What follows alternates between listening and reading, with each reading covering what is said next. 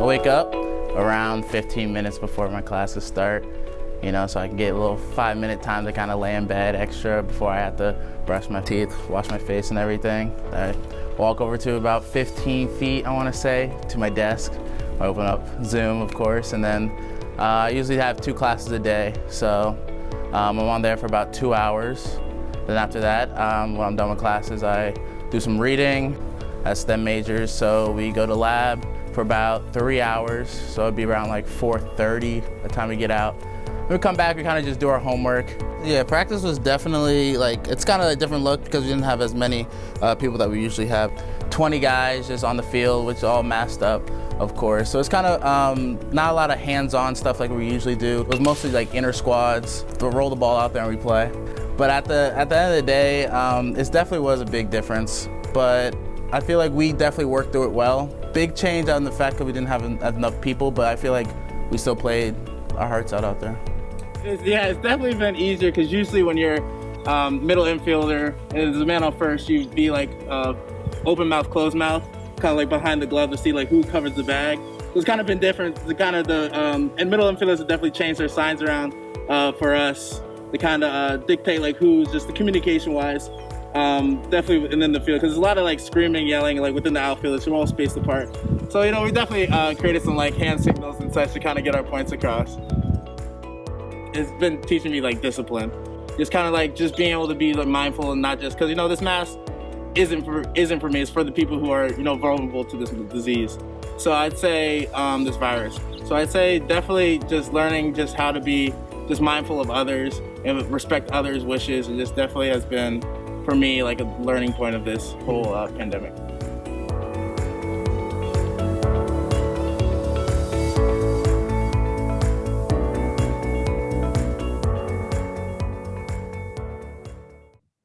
All right, good morning, everybody, and welcome to our first cup of coffee with coaches. That was a great video featuring a day in the life of one of our many best Oberlin athletes that we have to offer. That was senior Lawrence Hamilton. I apologize for the technical difficulties. It's not a Zoom world if you don't have some sort of complication, but I digress. I am Natalie Winkelfuss, and I am the proud and optimistic director of athletics at Oberlin College. And our sports season may have been thwarted by the pandemic, but despite the coronavirus being a formidable opponent, we are growing forward. And as we grieve the loss of game days, we are relying on creativity as we look for safe ways to replicate the joy and growth that comes with competition and being surrounded by our awesome and supportive teammates. Our athletics department continues to come together in the spirit of collaboration and shared responsibility to make educational moments happen for our community. It was an all-in lift to make practices and wellness classes happen. It was an all-in effort to manage our expansive facilities. It required countless hours of creativity and energy to build connections with recruits and their families. Our coaching staff has logged close to 3,000 virtual visits. That's an insane amount of time.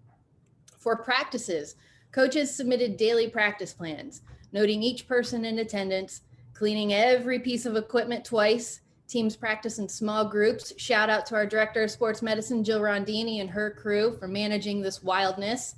Could not have done it without you, Jill and staff, so thank you so much. But these procedures were designed to do exactly what they did. They minimized the risk to the college community so our students could do what they came here to do in a safe environment without disruption. But just as we are building leadership skills daily on our fields, pools, courts, and Zoom rooms, we've become equally invested in helping build the skills necessary to transform our athletics community where people are seen, heard, valued, cared for, and respected as their full selves. Over the past months, our department has met with its Black student athletes, alumni, community members, and colleagues across the nation to think collaboratively about the role and responsibilities of an athletic department in a time of social change. Weekly, we are engaged in discussions and taking action to create the kind of substantive change we hope will achieve equality and help us deepen our ability to be an anti-racist athletics department. We are listening and we are learning out loud. With that said, I would like to introduce our host for today's discussion, the chair of our departmental diversity, equity, and inclusion task force, and Director of Cross Country and Track and Field, Ray Appenheimer. Ray and his staff and student athletes have built their programs into perennial powers. Winning is awesome. It's really, really fun. But perhaps what is most important about how Ray's programs are built, they're built on a foundation of respect and love. And I can say with 100% authenticity that I do love this man. So hosting our first Coffee with Coaches, it's Ray Appenheimer. Thank you, Natalie. I love you too. So happy to be here with all of you. Wonderful to see your faces. I have the joy and pleasure of talking with three awesome students we have with us today. But before that, I want to ask everyone to please make sure they are muted, and that if you have questions for myself or Natalie or any of the students, that you provide them in the chat, please. So we're going to ask our students to introduce themselves first. So first, Malaika Djungu-Sungu, class of 22, please introduce yourself to the audience. Hi, I'm Malaika. I'm a third year. I use she, her pronouns, and I'm an Africana Studies and Economics major. And obviously, I'm on the women's track and field team. Ellisa Lang, class of 21. Hi, everybody. I use she, her. I'm a fourth year at Oberlin, majoring in psychology and minoring in chemistry and East Asian studies on the pre-med track. And I'm on the varsity swimming and diving team. Alyssa's also being modest, but she's calling in today from Hawaii, so it's very early for her. So everyone, round of applause for Ellisa there. And finally, we have Mason Levasseur, class of 23. Mason. Hey guys, my name is Mason Levasseur. I'm a sophomore linebacker from Panama City, Florida. I'm a bio and neuroscience double major, and then, like I said, I'm a varsity football player. All right, folks, the first question's for all three of you. So obviously the last 9 months have been really challenging. What's it been like living on campus this semester? Like, how's it changed? Like, what's been great about campus in the time of COVID?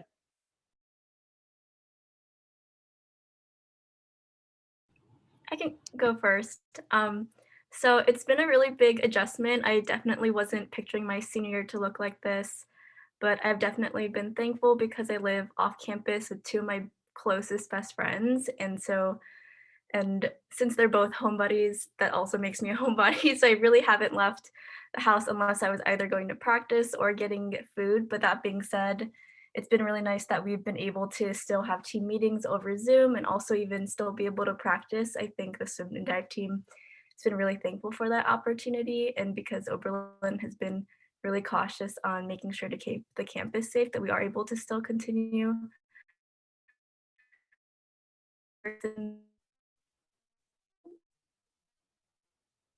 classes.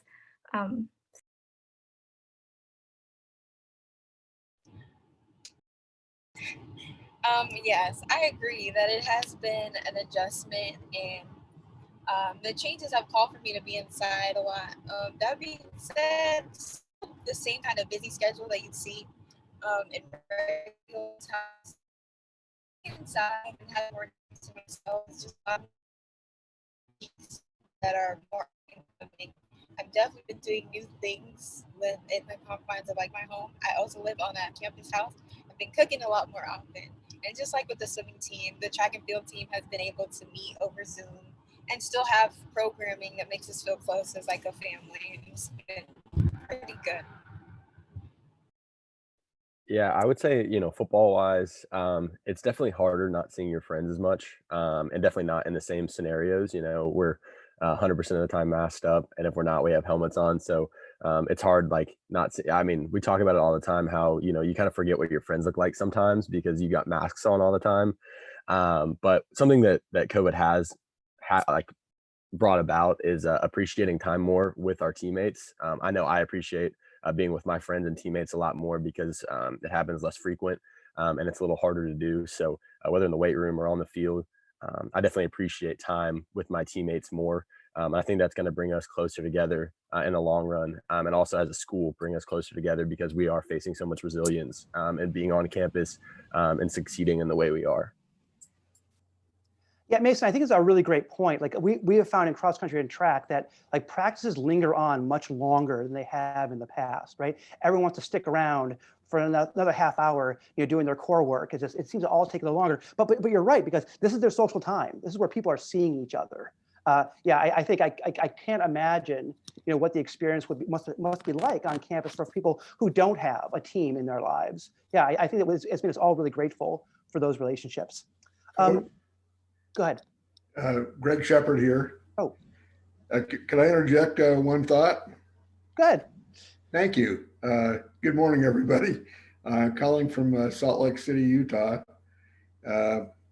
So today we're going to launch our pandemic solution to COVID.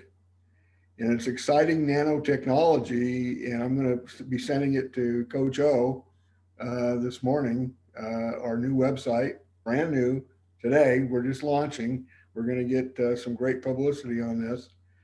But if anybody's interested and wants to go to my brand new website, it's called back2normal.tech, back2normal.tech.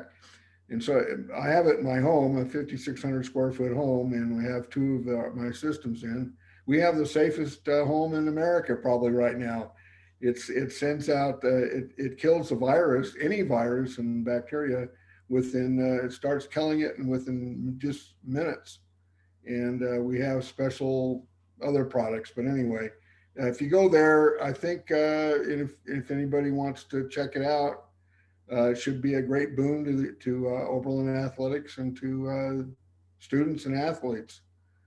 So check it out, and if it works for you, then there's contact information in there where you can participate in that new technology. Thank you. Thanks, Greg. Well, let's talk about like some of these that we're passionate about, right?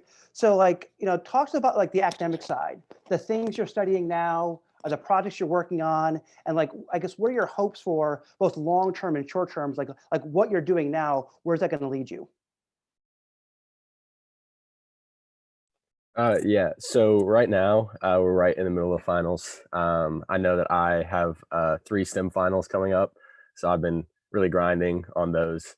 Right now I am kind of co-leading a Christian athlete group on campus. And right now, with finals and with, being away, we're trying to find ways to push that forward. We just started about a month and a half ago. So between that and finals, we're trying to get everything rolling. But I'm hoping that, from bio and neuroscience, I can take up some sort of sports career in the future, whether that's strength conditioning or some sort of consulting work or something like that. That's what I would like to do in the future.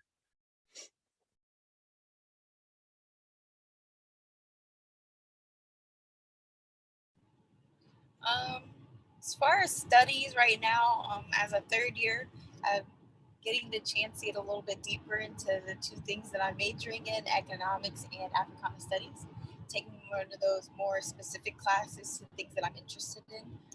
That's been really great. I've been able to learn what my passions are within both fields and what I want to do beyond Oberlin. Some projects I've been a part of is co-chairing the Black Student Athlete Group. We've been doing a lot of work. We've been partnering with the Diversity and Inclusion Working Group within the athletics department to get a lot of initiatives pushed forward and things done. And that's been really, really rewarding work, and also just great work. It's good to see the institution working to be a better version of itself. What's motivating this semester is my work within that group, my studies, and just seeing the people around me as well thrive within this pandemic despite the odds that we've been put against. Yeah, I can definitely relate to Mason a little bit more just because of the STEM side of things. So even though I'm a psychology major, I'm also pre-med, which means I pretty much take a lot of science classes at Oberlin. And since I'm a senior, I have to start thinking about applying to medical school, which has been a little bit stressful and kind of on the back of my head. I'm planning to take a gap year to pursue a little bit more research and clinical experience. And I've been doing a little bit of that on campus by working as a research assistant in the psychology department. But I think I'm pretty motivated to graduate at this point, and I'm excited for the future on that. Yeah, I mean, it's so clear that three of you, I mean, are really amazingly motivated students. One of the things I love about Oberlin people is they're aspirational and they're inspirational. So what do you see in your fellow students or professors or both that inspire you? Like, how do these groups of people make Oberlin like the best Oberlin for you? The biggest, when I was looking at the question, I was thinking about, what I could say, and resilience is really what came to my head. Oberlin has come together as not only as a community, but as just a group that the nation can look at, in the protocols that we followed, the adversity that we've faced in staying on campus, and throughout the semester being able to stay on campus and not be removed. I think that really shows the power of Oberlin students and the Oberlin community. And I think it really shows that we're not only here for, obviously for academics, but we're also here to improve each other. Nobody ever put each other at harm's risk. There were no huge outbreaks. I think we really handled this the best in the nation in a way. I know there's a lot of schools in our conference that couldn't even go to school, more or less, have practices, meetings, anything that we did. And I feel like that really, like I said, shows how just tight-knit and resilient Oberlin students are and the Oberlin community is. It's made me really happy to be a part of this community, and it's made me really look forward to what this community can bring. And when Coach O always talks about that 40-year decision, this reminds me why it's a 40-year decision, because everybody here is a family and they treat each other as such. And that's what I always try to tell, recruits coming in, is that this is a family. And so I appreciate all y'all who have been involved, but I think everybody here has really stepped forward and done everything they can. So I talk about this a lot because I work for admissions, but I think one thing that really stands out for me is that everybody at Oberlin, not just the students, but the entire community, is incredibly passionate, and everybody at Oberlin really wants to learn. And that's something that I wasn't used to back in high school. So coming to Oberlin, showing up to class and seeing every student fully engaged, including the professor, with everybody having a positive mindset, I think is something that I really appreciated, and not just in the classroom, but also on either the field or the pool for me. And I think that really makes it a more enjoyable experience. And I've been challenged and also pushed by my teammates, my classmates, my professors and coaches to learn more about not just the world, but also about myself and grow from that. So, yeah.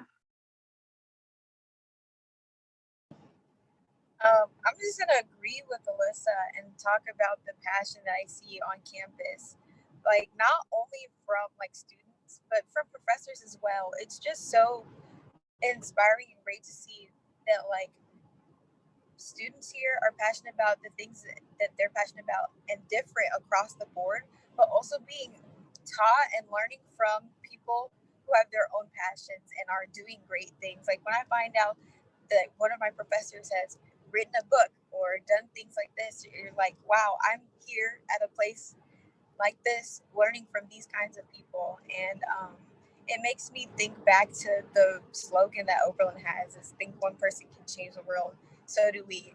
You really see it on this campus every single day. And the genuine commitment to change and social justice on Oberlin is what sets this institution apart from other liberal arts colleges for me.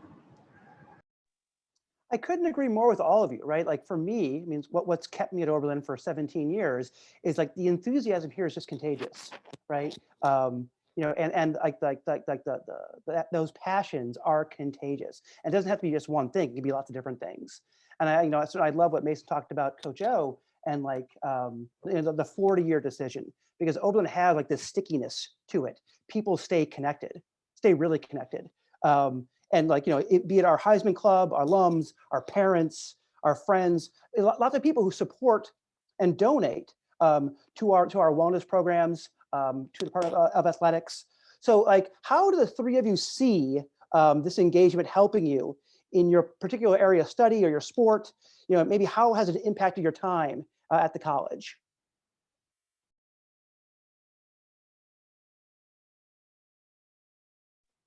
I can take this one again. So I would say first and foremost, obviously every time we step on the field or the pool or in the weight room or whatever, there's always a risk of injury. But I think a place like Oberlin, where the facilities are in the shape that they are, risk is never associated with the facilities that we work in. When I step on the field, I never look at the turf and wonder if I'm going to step wrong or anything like that. I feel safe in the facilities that have been provided for us. And I feel like they really bring us a level of success that not only we can have for future years, but that we've had in the past as well.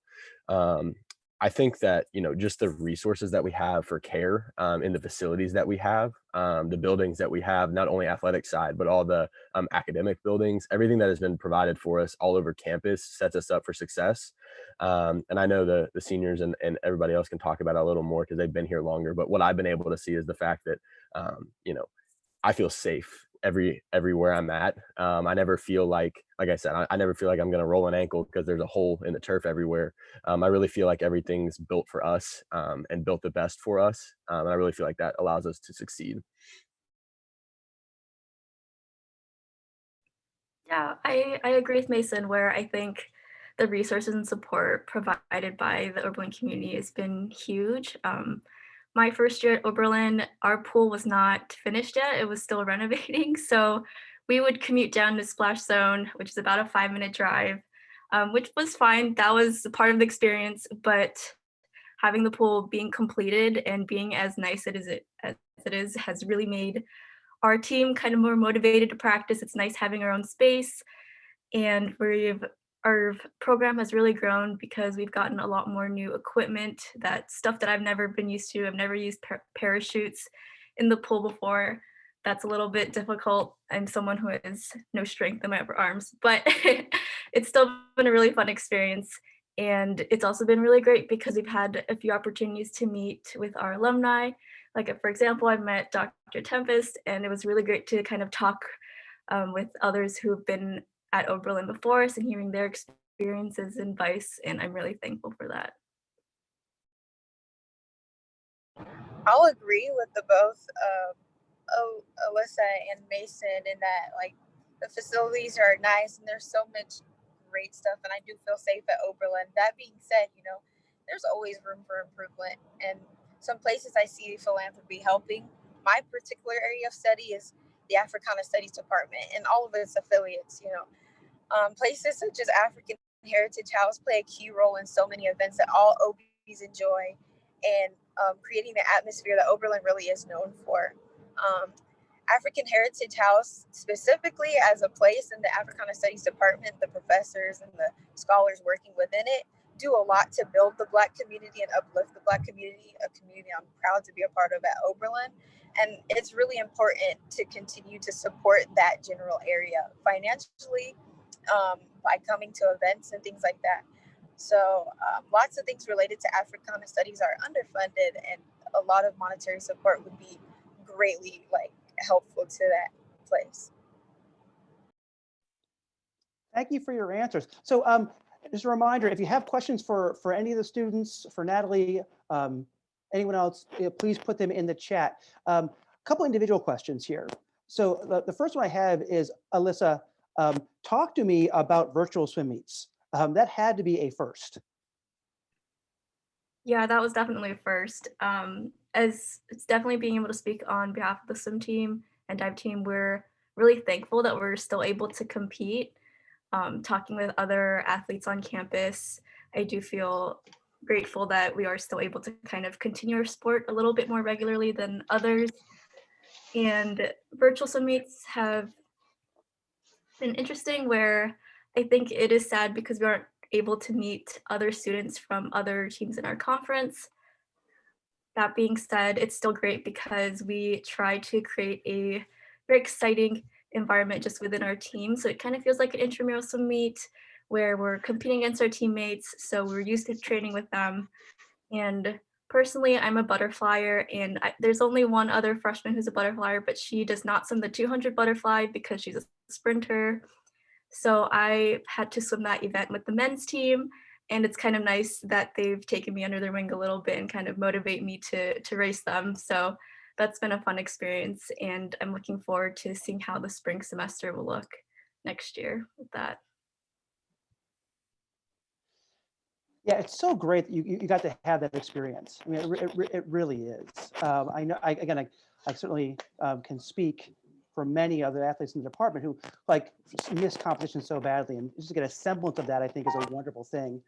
So Mason, you know, head coach Steve Opkennorth's first year at Oberlin College. Can you share with us your experience, you know, adapting to a new coach, especially kind of in the time of COVID? Yeah. So the first thing I want to say is last year was a great year. I enjoyed it very thoroughly. I felt like the team was very close. But when Coach O came in, there was a culture shift and a mentality shift that I think I've seen throughout not only just football but a lot of the athletics department as well. Coach O has brought in an energy and a just a hype that's different than what I saw at Oberlin last year. I remember before I even met Coach O, or I had met him one time before we left for COVID. And on Twitter, people were talking about this bald guy running around, jumping around on move-in day. And I didn't know who it was. And then it turns out it was Coach O running around, helping people move in and all giddy at 7 a.m. And that's the kind of energy that he brings. Whether it was a 6 a.m. lift or a 7 o'clock lift or a 5 o'clock practice, Coach O always had the same energy. He's really adapted in the time of COVID. He was one of the first virtual visit days in the country for any sports team. He got those rolling. We had juniors on there. He's really adapted his style to COVID. So meetings are online always. He's adapted our schedules. I know we have a meeting tonight. He makes sure we're included even when we're off campus, and make sure that we are involved in every way possible. He's brought that want to mentality. We as a team, we are a lot closer because of Coach O. He's really made us compete in a way that I didn't see last year. We compete in rock, paper, scissors all the time, which seems small, but it's something that allows us to compete against each other, and it really grows us as teammates. We also, I would say that now versus last year, we really have that want to win. You know, we want to see wins, and we want to succeed in every way possible. And Coach O's really brought that in. And then, like I said, just the culture change and the opportunities that he's brought for us. He's brought in something called Real World Wednesday. Every Wednesday we have a meeting with some special guest. Sometimes they're diversity and inclusion talks. Sometimes they're alumni. Sometimes they're just sports people. It doesn't really matter, but he brings them in and really, I don't know, he expands our minds is what he likes to call it. And he really has, you know, I would say as a team, we've improved leaps and bounds because of him. And I really appreciate everything he's done. Yeah, you know, he's been amazing in the department too. And if you're wondering, his energy and enthusiasm isn't only at practice. it's everywhere all the time, and it's wonderful. Malaika, you know, you and your track and field teammate Kofi Asari have been the co-chairs for the Black Student Athlete Group on campus. Can you talk about that experience and kind of talk about some of the initiatives that the group's been working on? Of course. So this group was founded literally just the semester before this one by some athletes who just graduated in 2020. And their vision in creating this group was just making sure that there was a safe space of support for Black student athletes that never existed before, where we can talk about issues or just celebrate ourselves and enjoy each other's company, because at a PWI, you know, you can expect that there's a small number of us. So far, things that we have been doing have been working closely with the Diversity and Inclusion Working Group to help bring forth initiatives such as appointing an athletics designee who's responsible for making sure the needs of people of color in the athletics departments are feeling heard and supported.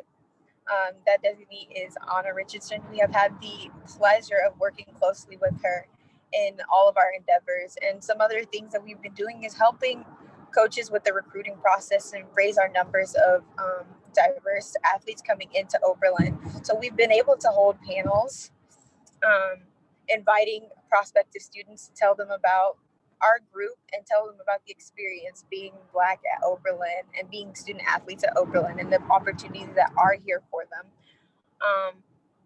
We have been meeting monthly just to think of more ways that we can push the envelope, and push the NCAC forward in their endeavors in diversity and inclusion, and Oberlin forward to make this place, the place that it wants to be and uphold its mission. It's been real rewarding work, and it's been great to see the investment that each member of the diversity and inclusion working group has shown, and their effort and their willingness to learn and grow all of us together and make sure that we're doing intentional work in this area.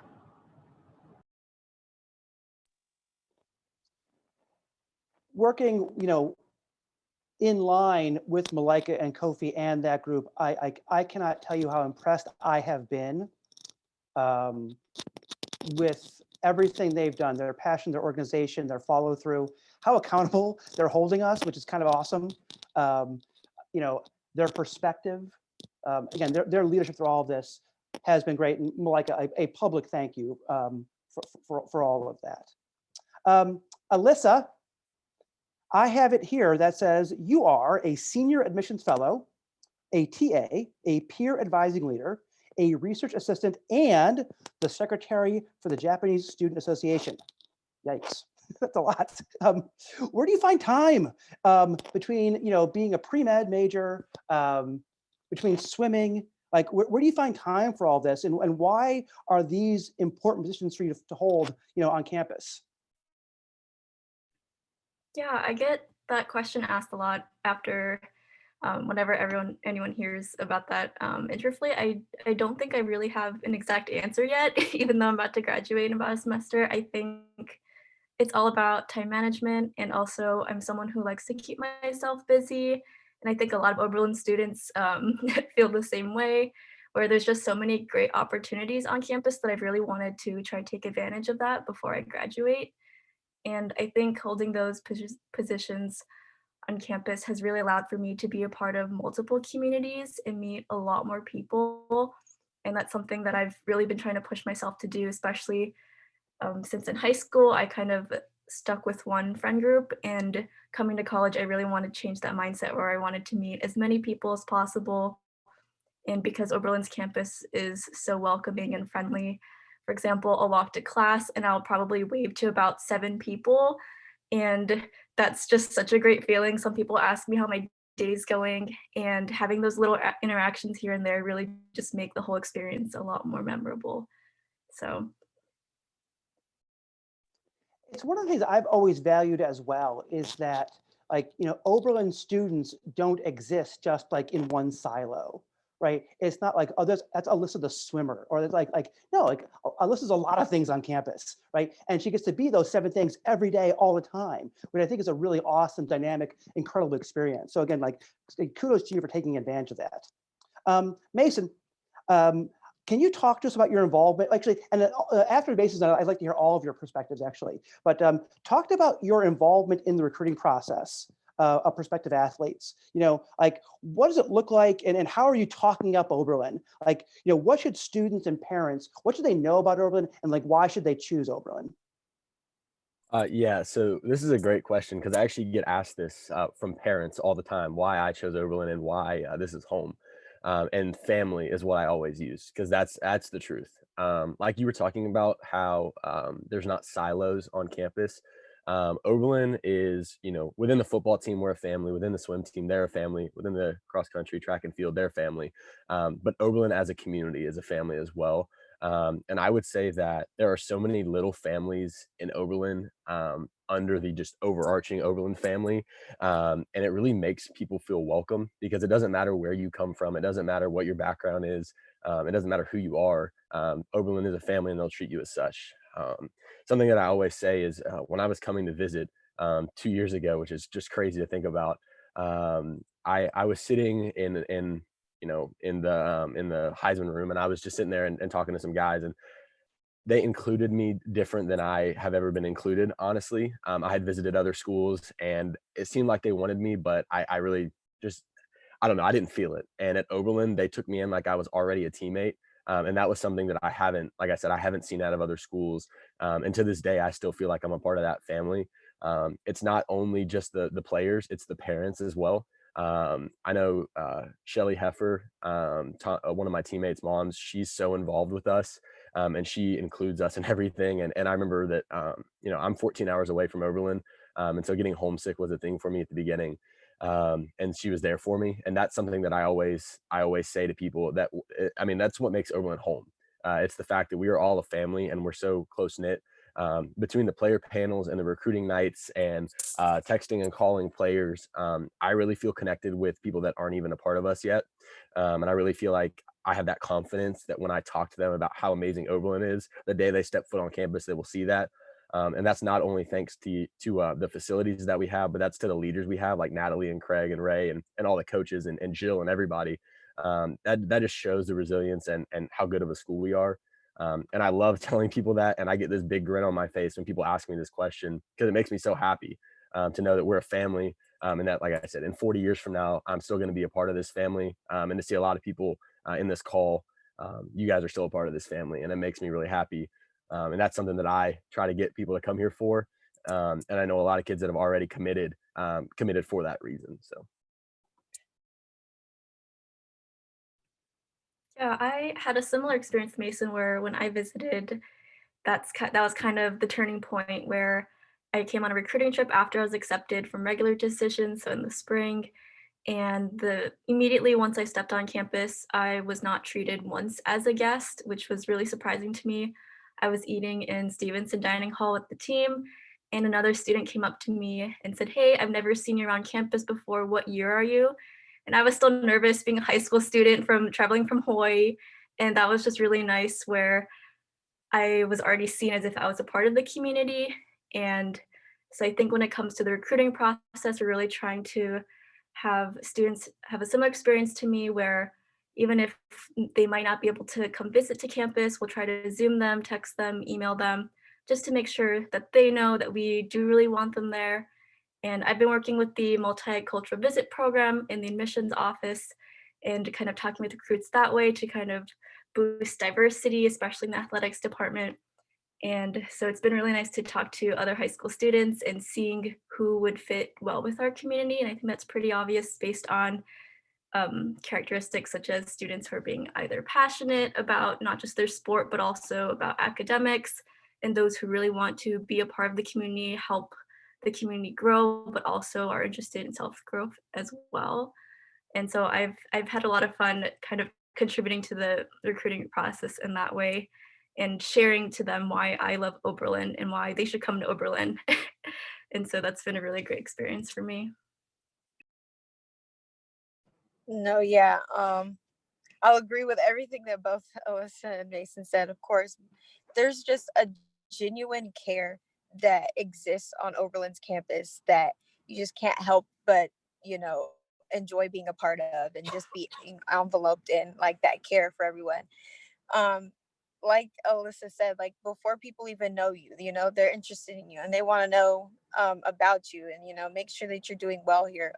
But what also is so like amazing about your experience at Oberlin is that it's one that never leaves you, like your academic experience, your experience finding your lifelong family. I found a family in my community that will always be near and dear to my heart in the Black community. And like in my recruiting process through BSAG, right, and helping with the recruiting process and talking with these prospective students who I could see thriving and being a part of this community and also being a part of BSAG's legacy, like the Black student athletes legacy.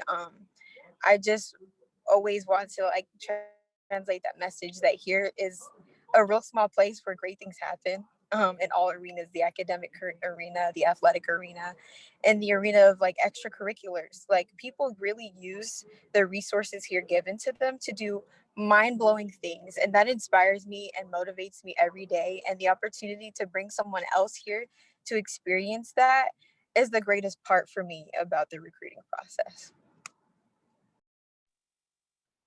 Well, certainly for the entire coaching staff, we thank you all for all of that.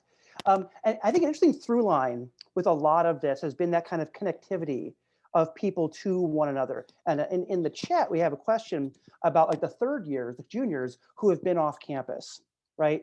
And Malaika is a third year who is actually on campus, one of the lucky ones, but obviously, our third year class has been off campus by and large this fall semester. And so again, they haven't been abandoned. So what's been going on your teams to keep them connected to the team, to the sport, to the college? On the track and field team, a lot has been going on. Zoom programming has been so valuable to us. We're a group of over 100 athletes, and it's like, how do you get people together? How do you recreate that familial sense that you get in your daily meetings through a computer screen? I think we've been doing a good job doing so, and I think it's really because of the love and care and support for each other that just exists no matter where we are. We're dispersed all across the country, and the moment that we get on that screen for the Sunday meetings or the off-campus talks that I know are happening, or whatever event that we planned for the week or whatever, it still feels like we're all sitting next to each other in that indoor track, just because it's wonderful to see those faces that you haven't been able to see in person, just right there on the screen, and just talk as if everything's the same. It's that same old indoor season. We're getting ready for a meet and things like that. So I think that family atmosphere, that's family dynamic that's been fostered by our teammates and by our coaches, has been able to carry through the Zoom screen so that we can make the most of the situation we're at right now. I know as a football team, we've done a lot, including the juniors. When we have meetings, obviously the juniors are involved. We have apps, and I wanted to talk about this a little bit, and I didn't bring it up, but Coach O has brought in these apps that it's called Team Reach, and then there's another app called the Vici app, which T3, which is our performance program that works through us. Both those apps allow us to track our workouts, and so we have a lot of competitions through the apps, and coach makes sure that the juniors are involved in everything. Also, when we had max day, we had a max lift day a couple weeks ago. Coach actually Zoomed the whole thing, so the juniors hopped on at 6 a.m. and 7 a.m. and worked out with us. And so we got to see their maxes through the Zoom screen, and then they got to see ours through our screen. And I think those are really integral because it allowed the juniors to feel welcome, because obviously not being a part of the practices, not being a part of that was really hard for them. But it also gives me confidence that, next semester, I am going to be on campus as a sophomore, but all my teammates that aren't, it makes me feel confident that they won't feel left out. And it makes me feel confident that as a team, we won't, separate or split up because of that distance. And that when they do come on campus, I appreciate the time that I have with my teammates now, when we're all together, I'll appreciate that time even more as well.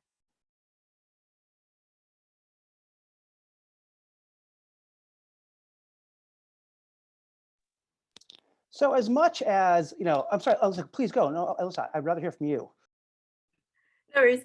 So yeah, for the swim team, the junior class is a huge part of our group. And so not having them on campus was definitely difficult, especially because 3 out of the 5 captains are juniors. And so it felt hard for us, specifically Molly and I, to kind of take over, at least for things that were day-to-day at practice in terms of leadership, but we still would have very frequent captains meetings and also have team Zoom meetings so that we were able to include students and kind of updating them through what's happening with our season in terms of not just how our team is growing, but also things that could be worked on, things that we'd like to look forward to next semester. And so I think there are probably ways that we could have improved in terms of keeping them a little bit more up to date and part of the loop. But I think as a team, we've really done our best to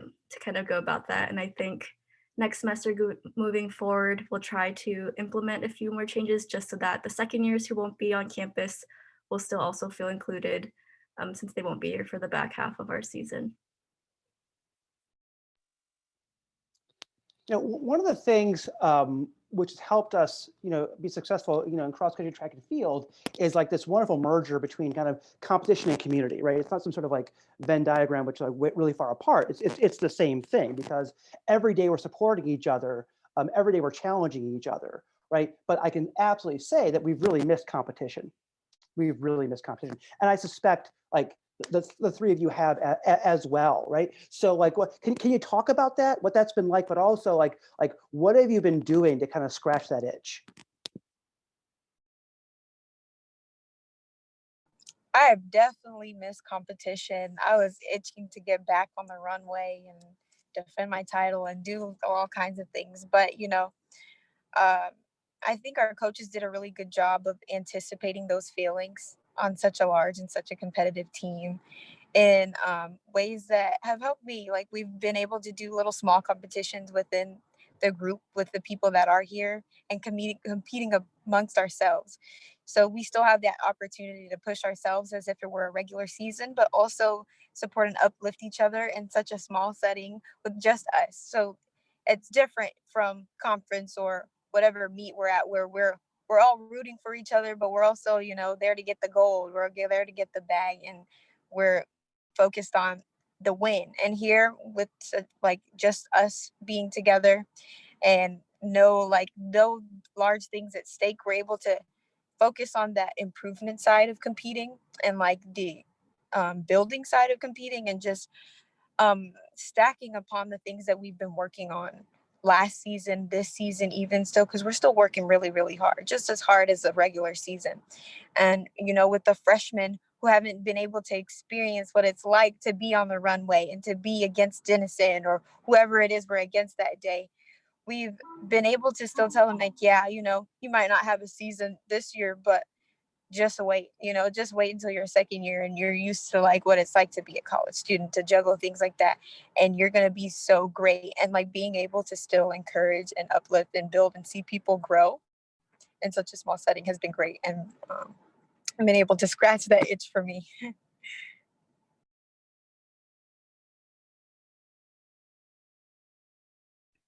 Yeah, for me, it's been a little bit difficult just because whenever I'm nervous for my race, I will end up speaking to my competitors right beforehand. And I've actually made a few close friends from other schools that way, where we'll keep in touch through social media or through texting or through FaceTiming. And so not being able to have the opportunity to have these in-person interactions, and kind of discussing about our racing strategies beforehand and talking about how the race went afterwards, during warm down, that's something that I really miss. That being said, I think I'm still very thankful that I'm able to still compete in a way, even though we're not really traveling or competing with other people from other teams in person. It's still a valuable experience where, for swimming at least, and I'm sure, I mean, for any sport really, the whole purpose of training is so that we can see these results in competition. So I think it is hard.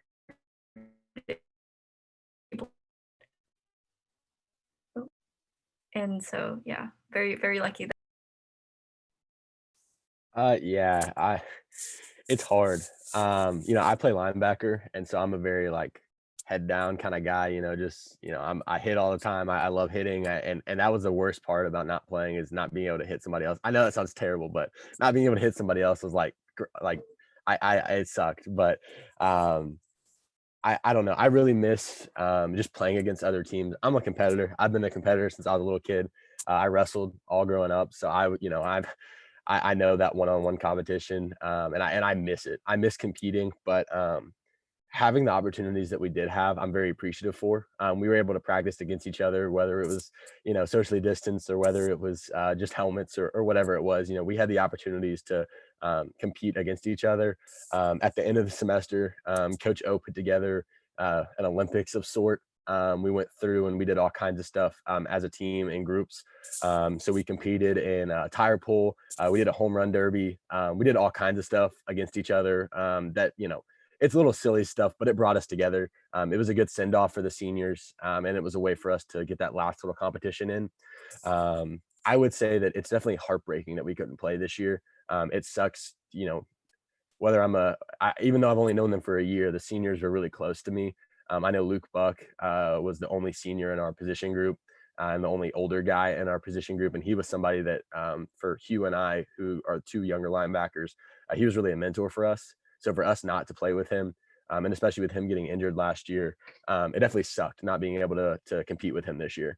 And then for Alex, another senior D lineman I was really close with, it's hard not being able to compete with those guys. But for practicing 5 days a week, which we did, it felt like a season at sometimes, and it really felt like we were moving towards a goal. And I know the whole point of practice is to compete, but I think that this off season, in a way, has really prepared us for next year. And having the opportunity to practice when other teams can't, and having the opportunity to compete in ways that other teams can't, not only football wise, but I think athletics wise, is really going to put us over the barrier against other teams next season. And I really look forward to what's going to happen next year when we get to strap up and hit somebody else. Because with Coach Joe at the helm, with us having this year of practice and the resilience we've had to face, I really feel confident that, Oberlin as a department and as an athletics is going to be leaps and bounds above the competition. And I think you'll see that starting next year. So. Yeah, Mason, I think it's a really good point. Like, so I have lots of conversations with other coaches from other schools, and like, you would be surprised by how often that conversation turns to how unmotivated their teams are, how challenging it is to get their teams to train or get their teams to even show up on a Zoom call or whatever it is, right? And so from the three of you, I hate kind of like the self parade here, but what makes us different? I'm not saying it's easy for us, but why is it happening for us? And I do believe you're right, Mason. I do believe that we are set up so well for when competition returns because of this time. Not in spite of, but because of all the good work that we've been doing in this time without competition. So why does that happen here? I think it's the people. I think Oberlin has a community, and it probably gets annoying when I say it because you guys have only heard it a couple of times, but my coaches hear it every day. I talk about family and community all the time, but I think that the people Oberlin brings in are unlike any other. Oberlin doesn't bring in just every Jimmy Joe from the road. They bring in real motivated people that want to succeed. And I've been able to tell that not only from the alumni, but from the people we're recruiting and we're bringing in. Coach always involves us. So when we get a recruit, he's never like, you guys didn't like him, but I'm bringing him in because he's a good player. He always asks us, what do you guys think of him? And if we don't like him, if we don't think he's fit for Oberlin, Coach will make sure he puts that into his mind.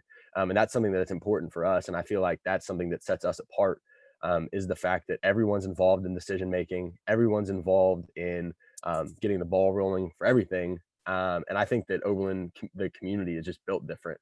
I think this community is made different, and the people that are brought in, the people that leave, and the people that remember this place are just different people, and they're just a different breed of success. And they're just, I don't know, it's just adversity and resilience is what gets bred out of this place. So. Yeah, Oakland's people are definitely motivated and, definitely different people. But, that's not to say motivated people don't exist everywhere. I think what really sets us apart is our ability, to see that past all of this and this setback for the world, right? There's an end, there's another side, right? And we see ourselves on that other side and we see the light at the end of the tunnel. I think that's what has allowed Oberlin to push itself forward and continue in the face of everything. And because of that, we've been able to, get the gears turning and get those great minds rolling on ways that we can continue to build and continue to grow and continue to set ourselves up for success, set ourselves up for greatness. Greatness is, I think, in the eye of every OB's mind. The sky is the limit in general. And so finding a way to the other side, or finding a way to be successful amidst the cards that we've been dealt, is not something that we see as too large or intangible or too abstract. And so here we're like, oh, okay, we've been given a mountain, no worries. I've got like my equipment, I've got my gear, and I can climb it. And however long it takes, I know that I'm going to get to the peak and then get to the other side of it and come back down. So I think that's what sets us apart.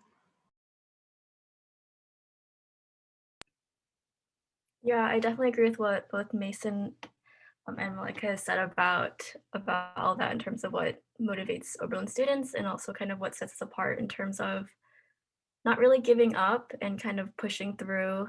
For example, in athletics, I think it's pretty common to kind of grasp the difference between, for example, soreness and pain.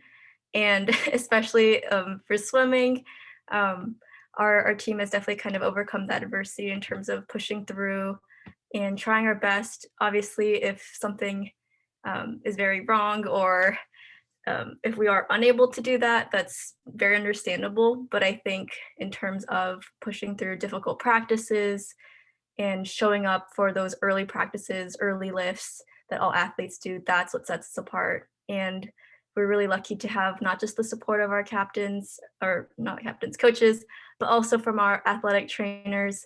Jill has really helped the swim team, especially in terms of just injuries, but also pushing through things that might be related to muscles and just soreness. And so being proactive about those things, I think, is what makes us a lot more stronger overall. Yeah, something I've always, so once upon a time, many years ago, I was a student athlete. And I can tell you that I lacked all of this perspective that the three of these people have, right? Like I was so kind of like, I'm running this workout, or I'm running this race for this workout and for this race, not understanding that like there were going to be benefits 10, 15, 20 years down the line. And it so very much seems as though the three of you kind of get it, like really get it. The fact that, okay, like I'm building the skill now, right? This skill isn't going to be, necessarily what I'm going to be doing in 15, 20 years, but like it's working on this stuff that I'm going to be doing, right? Like, what you're doing, Ellisa, is going to make you a better doctor, right? Like how the hell can you know that at your age? Because I sure as hell did not when I was 21.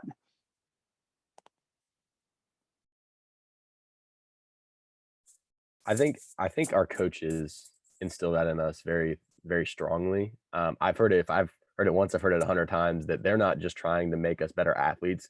In our case, they're trying to make us better men, and fathers, and parents, and teachers one day, and adults one day. They're not just trying to improve our skills on the field, but they're trying to improve our life skills, because the reason that we're playing this game, and a lot of us aren't in the position to go in the pros, I think the reason that we play this game on this level is to be better people, obviously to compete, but to be better people. Because I know for myself, the skills that I've learned in football, I might not have to run through somebody with pads one day, but the competition, the adversity, the camaraderie, the teammates, that everything that I have and that I face through sports, I'll use one day. And I think that's something that the coaches really want us to see, is the fact that this isn't just the next 4 years. They're molding us to be great people one day. And that's something that I really take into heart. And that's what I've tried to get out of every practice is, how can I improve and be better, not just tomorrow, but for the rest of my life out of this.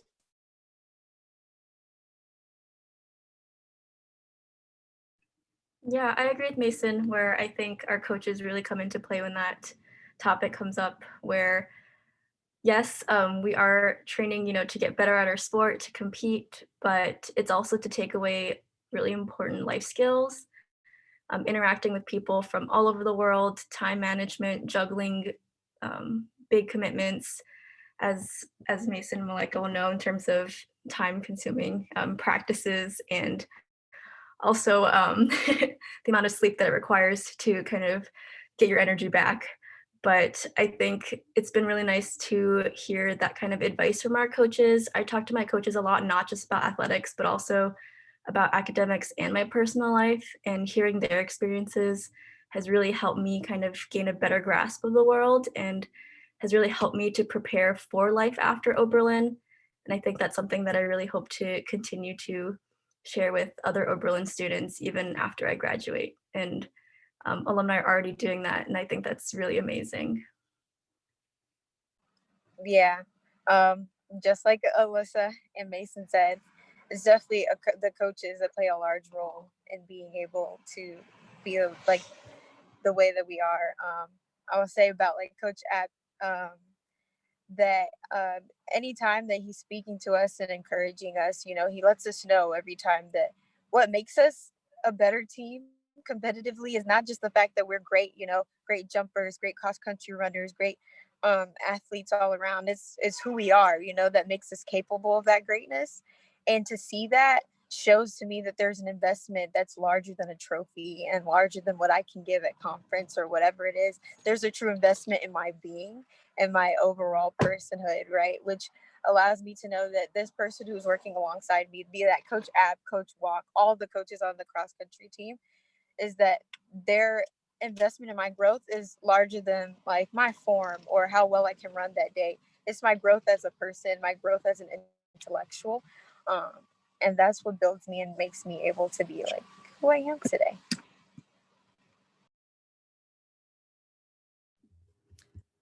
Folks, we have unfortunately come to the end of time for our very first Coffee with Coaches, but I'm excited to tell you that there will be more. These shows will continue, and just sitting here, I'm overwhelmed with pride and joy. I didn't even need coffee to get my day started. I just needed this conversation.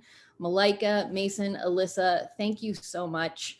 I could not be more proud and grateful to have the privilege of being the director of athletics at Oberlin College. And it's because of students like you. It's because of coaches like Ray and the other fine folks you see on the screen here.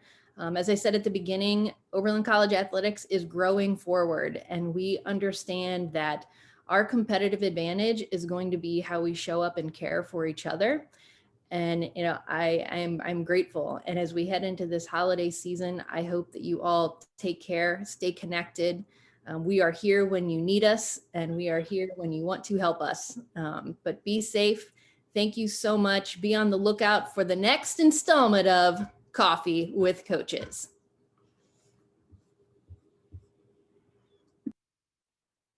Thank you everybody for coming. I appreciate you guys. Have a good one, everybody.